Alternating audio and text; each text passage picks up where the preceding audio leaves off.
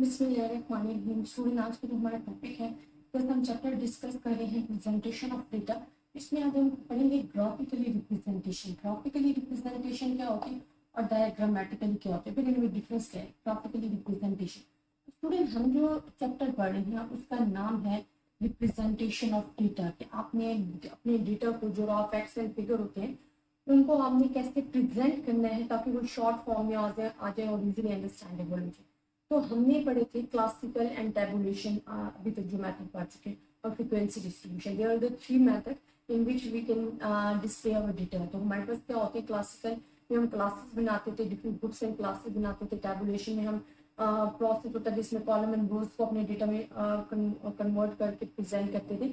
और frequency distribution में tally marks लगा के आप फ्रीक्वेंसी बनाते थे, और उसका जो जनरल मेथड है बनाने का भी वो भी मैंने आपको प्रीवियस करवाया हुआ।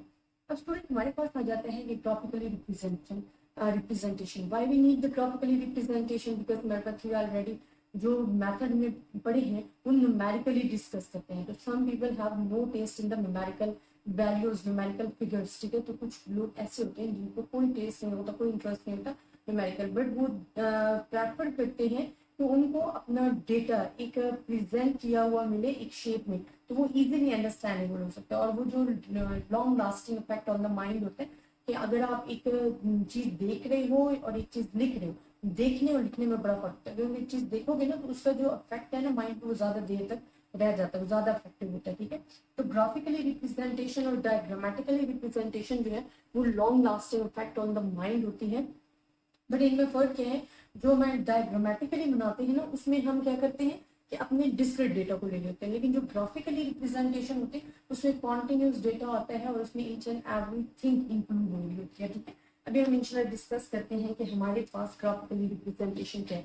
तो जिसमें मैंने आपको कहा कि ग्राफिकली एंड डायग्रामेटिकली जो डिफरेंस है वो ये होता है कि जो ग्राफ है ना वो representation of the continuous curve होता है, और जो हमारे पास डायग्राम होता है वो हमारे पास क्या होता है, शेप में होता है, 2-3 dimension form of the visual representation में होता है। तो डायग्रामेटिकली जो हमारे पास है वो इंशाल्लाह मैं आपके साथ बाद में डिस्कस करूंगी, क्योंकि हम पढ़ रहे हैं ग्राफिकली रिप्रेजेंटेशन।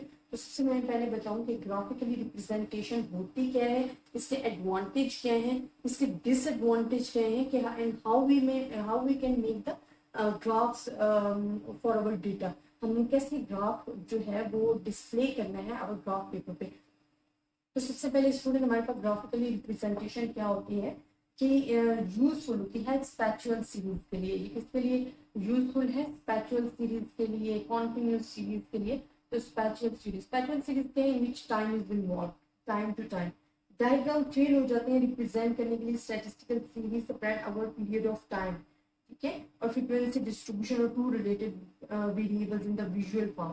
तो ग्राफ को two and frequency distribution two related variables में विजुअल फॉर्म, तो ग्राफ डायग्राम जब वहां फेल हो जाते हैं वहां आपके पास यूज होते हैं ग्राफ। अब ग्राफ्स हमारे पास अगर तो सिंपल है, ठीक है, इसके एडवांटेज बता रहे हो आप।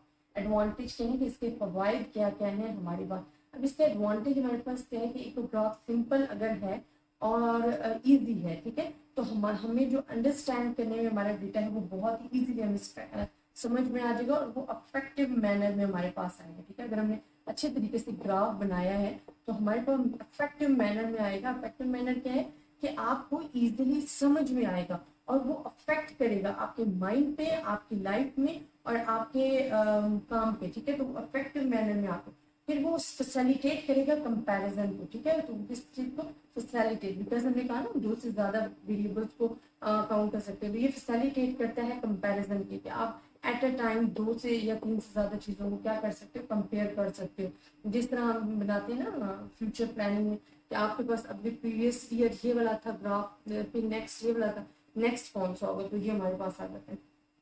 फिर हम ये क्या करते हैं, ओवरऑल पिक्चर फॉर्म करते हैं। ओवरऑल पिक्चर हमारे पास जो डायग्राम्स होते हैं ना वो हमारे पास ओवरऑल पिक्चर नहीं प्रोवाइड कर देते, बल्कि वो एक आपको सिंपली रफ एस्टिमेट प्रोवाइड कर देते हैं।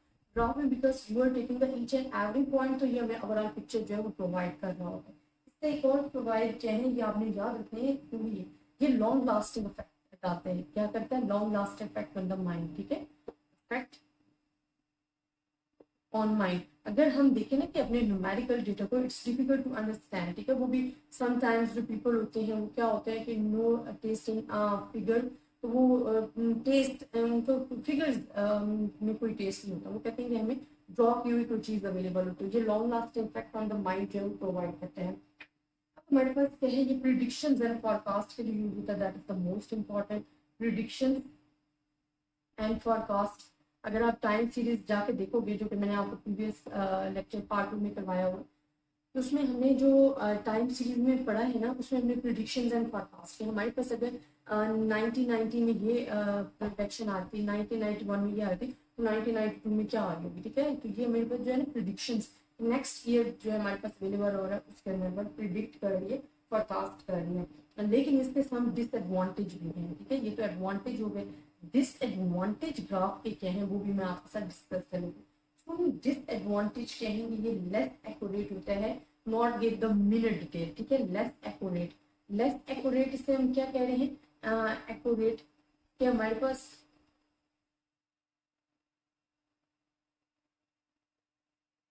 कि ये लेस एक्यूरेट है, not give minute detail, because ये ईच एंड एवरी ना पॉइंट ले रहा होता है, तो इस ये फुल ले रहा होता है, और इसमें फिर हमारे ना बहुत ज्यादा अगर मिनट डिटेल हम लेने पे आ रहे हैं तो बहुत ज्यादा कॉस्टली पड़ जाता है। तो ये अगर क्योंकि अगर हम मिनट डिटेल जिस समय आपको कहें तो इसमें कॉस्ट ज्यादा हमें पड़ जाएगी, स्पेंड करना पड़ेगी, एक्सपेंडिचर्स बढ़ जाएंगे हमारे, ठीक है, रिसोर्सेज हमारे पास जितने वो नहीं होगा, और टाइम भी हमें ज्यादा कंज्यूम करना पड़ेगा। तो they are the disadvantage of the graph. But overall अगर हम देखा जाए तो ग्राफिकली रिप्रेजेंटेशन इसका अफेक्टिव रिप्रेजेंटेशन है और बहुत ज्यादा मोस्ट इंपॉर्टेंट है। अब ये तो हमारे पास आ गया ना, व्हाट इज ग्राफिकली रिप्रेजेंटेशन क्या थी, एडवांटेज क्या थे, डिसएडवांटेज क्या थी। अगर आपको ड्रॉ करने के लिए दे दिया जाता है, because we have the different types of the graphs, तो वो जो different types of the graphs है उनको ड्रॉ भी करना है, तो how we can draw some rules and principles हैं जो कि हमें अपने माइंड में रखने हैं, और वो मैं आपके साथ डिस्कस करती हूँ। अब रूल एंड प्रिंसिपल्स हमारे पास क्या है जो कि ग्राफ बनाते हुए हमने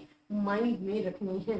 देखिए आपके पास क्या होता है, सबसे पहले जब भी आपने ग्राफ स्टार्ट करना है ना, वो आपने 0 पॉइंट से स्टार्ट करना।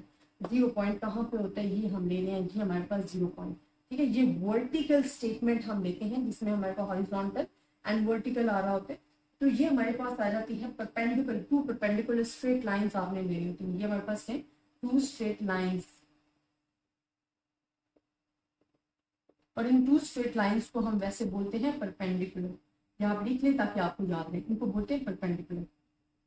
अब इसमें एक हमारे पास क्या है, हॉरिजॉन्टल है, एक हमारे पास वर्टिकल है। ये जो स्टूडेंट लाइन है ना, इसको हम बोलते हैं हॉरिजॉन्टल। मैं सिर्फ समझा रही हूँ बिकॉज समटाइम्स जो स्टूडेंट वो मिक्स कर देते हैं।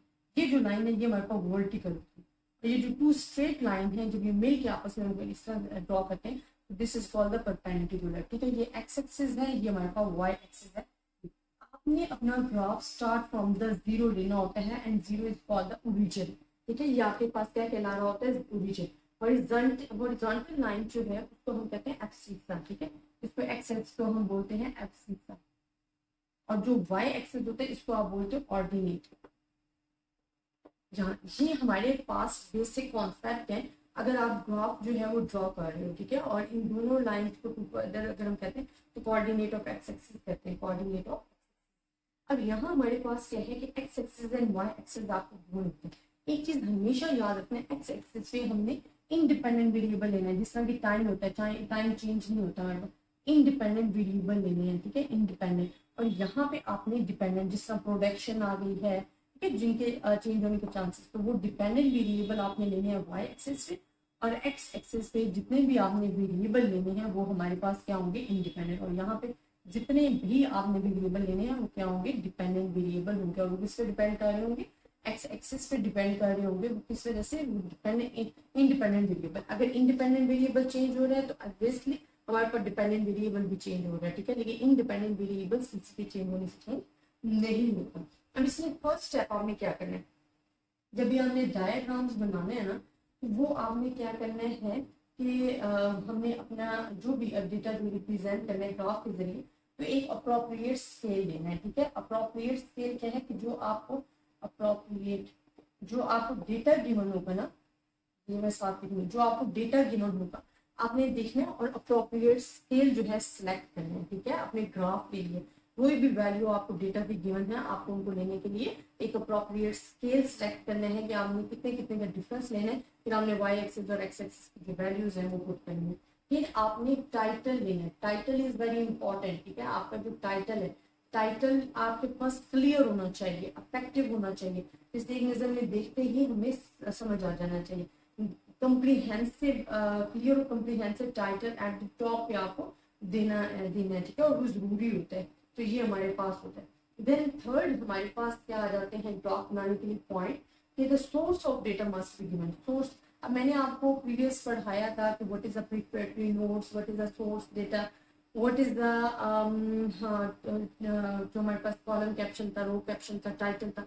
अगर ये तमाम चीजें आपको आती हैं तो you know about the source data. Source data क्या होता है कि आपने अपना डेटा जो कलेक्ट किया है वो कहाँ से कलेक्ट किया, वो सोर्स डेटा में आपकी जो टेबल की बॉडी होती है वहां की मैटर। यहाँ जो ग्राफ है इसके लास्ट में आप सोर्स डेटा मस्ट प्रोवाइड करोगे, ठीक है। देन हमारे पास आ जाता है नंबर 4, जो आपने ध्यान रखना है कि डिपेंडेंट वेरिएबल के लिए, डिपेंडेंट वेरिएबल जो आप ले रहे हो उसके लिए आपने वैल्यूज पुट करनी है वाई एक्सिस पे, और जो इंडिपेंडेंट वेरिएबल है जिसकी वैल्यू चेंज नहीं हो सकती उसकी आपने वैल्यू वेरिएबल की वैल्यूज लेनी है एक्स एक्सिस पे। एक्स एक्सिस पे जिससे मैंने अभी आपको बताया, जिसे हम एक्सिसा भी कहते हैं, in which we have the independent variable, and Y axis जिसे हम ऑर्डिनेट कहते हैं, we are taking the dependent variable. This is the difference between the two variables जो कि हमने लेना है। और आपको बिकॉज जब डेटा गिवन होगा तो dependent and independent variables both are given होंगे, आपने उसको रिप्रेजेंट करना होगा, तो वो आप डिपेंड करना है, आपने अप्रोप्रिएट से लेना है, टाइटल देना है, सोर्स नोट देना है, एंड देन आपने डिसाइड करना है डिपेंडेंट एंड इंडिपेंडेंट वेरिएबल्स को। देन हमारे पास क्या है कि जो भी डेटा स्केल आप ले रहे हो, start from the zero. Zero mean क्या है कि ओरिजिन से स्टार्ट होगा, जैसा मैंने आपको बताया कि where we have the origin on the graph, ठीक है। तो हमारे जो ग्राफ में ओरिजिन है वो जीरो से स्टार्ट होगा और ये आपने लेना है। फिर हमारे को horizontal axis does not have to begin with the zero unless of course the independent variable और lower limit of the class interval is zero. अगर क्लास इंटरवल जीरो गिवन है तो ठीक है, वरना अगर आपको गैप दिया गया है तो आप यूं करके भी ये ब्रेकआउट इसे कहते हैं, यूं करके फिर अपने डेटा को स्टार्ट ले सकते हैं। फिर हमारे पास क्या है कि आपने अपने ग्राफ को लेबल बहुत अच्छे तरीके से करना है, ठीक है। लेबल आप कैसे करोगे कि अगर एक्स एक्सिस पे हमारे पास रुपीज गिवन है, किलोमीटर गिवन है, डिस्टेंस गिवन है, तो जो यूनिट्स है ना, लेबल जो यूनिट्स इज वेरी इंपॉर्टेंट। आपने यूनिट्स मस्ट डिस्क्राइब करने हैं ताकि हमें पता चले कि आप जो काम कर रहे हो वो हमारे पास किस यूनिट्स में, क्या वो डिस्टेंस कन्वर्ट कर रहे हो, किलोमीटर ले रहे हो या रुपीज ले रहे हो, तो यूनिट मस्ट भी स्केल ले रहे हो तो वो आपके पास गिवन होना चाहिए। फिर हमारे पास क्या है, अगर कर्व्स मोर एंड मोर है उसे आप डिफरेंशिएट करोगे, उसका डिफरेंस करोगे कलर लेबल से, ठीक है। आपने फिर कलरफुल करके लेना, ये मैं आपको बता देती हूँ, कलरफुल लेबल करने।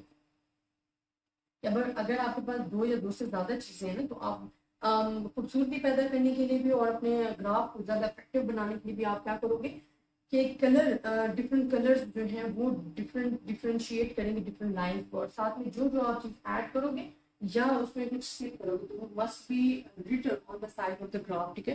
वो साइड ऑफ द ग्राफ में आप लिखोगे। तो ये हमारे पास होती है ग्राफिकली रिप्रेजेंटेशन। आपसे पूछा जा सकता है what is the graphically representation, what is the advantage of the graphically representation, what is the disadvantage of graphically representation, and how we can make the graph. So these are the main rules and principles that must be followed when we are making the graphs. तो student आपको data given होगा, आपने graphically representation करनी है। इंशाल्लाह next हम जो पढ़ेंगे उसमें हम पढ़ेंगे, डिस्कस करेंगे कि हमारे पास how many types of the graphs and graphs of the time series जो हमारे पास या फ्रीक्वेंसी डिस्ट्रीब्यूशन जो गिवन है उनको हमने कैसे फाइंड करना है, और साथ ही साथ में व्हाट इज द डायग्राम वो भी डिस्कस करेंगे and types of the diagram भी डिस्कस करेंगे। जब आप डायग्राम एंड ग्राफिकली रिप्रेजेंटेशन देखोगे तो you know about the difference between them, तो आपको देन जो है वो डिफरेंस क्लियरली समझ में आएगा। तो मैं इंशाल्लाह इसके बाद पहले आपको डायग्रामेटिकली रिप्रेजेंटेशन समझाऊंगी ताकि आपको डिफरेंस समझ में आए कि ग्राफिकली रिप्रेजेंटेशन और डायग्रामेटिकली रिप्रेजेंटेशन में डिफरेंस है। तो आई होप स्टूडेंट आपको आज का लेक्चर समझ में आएगा, लेकिन अगर आपको फिर भी किसी भी किस्म की कंफ्यूजन है आप मुझसे डिस्कस कर सकते हो, ज्यादा से ज्यादा स्टूडेंट्स के साथ शेयर कीजिएगा, अपनी दुआओं में याद रखिएगा। अल्लाह हाफिज।